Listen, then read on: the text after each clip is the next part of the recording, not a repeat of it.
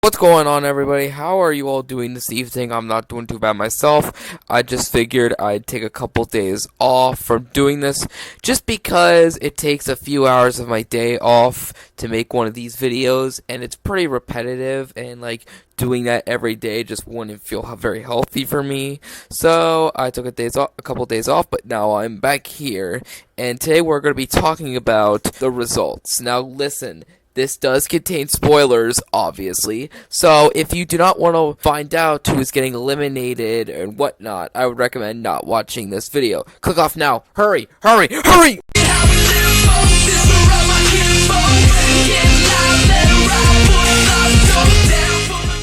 Alright, so there are a couple things here in this video that I do want to cover up about these voting results. I just gotta say, there has gotta be something wrong here about how all these votes turned out, because for one thing, first, none of these votes are even close. Like, whoever got eliminated is clearly going to be eliminated regardless of how many bots might have came in, because holy moly, these are some pretty far apart numbers. And a lot of the positionings as opposed to their last eliminations has really shooken up quite a bit. The order has changed a lot more than I thought it was going to be, and, I just want to kind of discuss all of that real quick. Alright, we're just gonna get Death Pact again out of the way real quick, mainly because this is not gonna be as interesting as we're gonna be talking about with the S. So to start off, Tree actually surprisingly got the most amount of votes with 11,845. I'm kind of surprised that Tree was actually able to beat Marker, considering Marker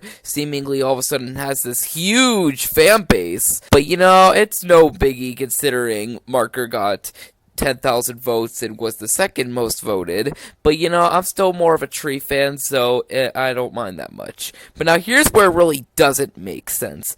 How does Black Hole still have the third most amount of votes out of the 5 of them? Now, I have a little theory about Black Hole. If you want to learn more about it, you can watch a video I made in the description below that'll talk about my theory between Black Hole and why this team has lost so many times. And it just doesn't make sense how he is still here. But now here's where it really doesn't make sense. How does Fanny have more votes than Lightning? Oh, I am flabbergasted. This just doesn't make any sense. Not once since literally the very first time these two were up for elimination in BFE1, Lightning has always had the better outcome than Fanny. Like, Fanny this is gonna make the third time that Fanny has been in the bottom 2, and yet this time she's just gonna happen to survive over Lightning, who has always had more or less votes than she has, depending on vote to save or vote to eliminate. Here's where it really seems to bother me. See, I'm not really a big fan of Fanny.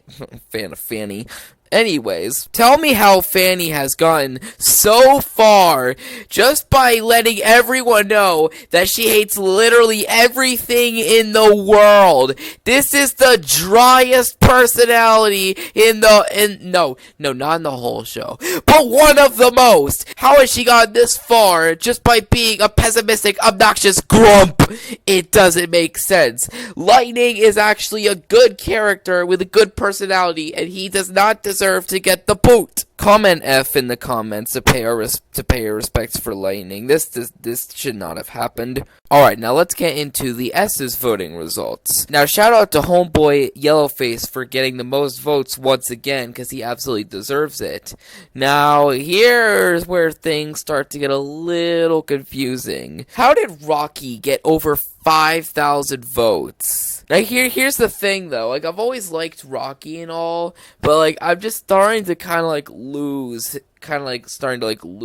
my likings for him, because he actually used to do funny stuff, and now I feel like he's just kind of standing around the background. So the fact that he managed to get a lot of people to vote for him was a little strange, not gonna lie. Next up, we got Winner, who seems to not really be doing much in the show personally, but I can understand why he got that amount of votes. Next up is Ice Cube, who I'm definitely glad has made a bit of a rebound, considering that they gave her new lines and now she seems to kind of like have a personality. Now here's where things are really good and also really bad. On the really good side, I am so glad that I do not have to see Clock ever again in this show, considering that he is definitely one of the, probably if not literally the worst contestant in the entire show, because there's absolutely nothing good that he has ever done, and all he has done is make his team lose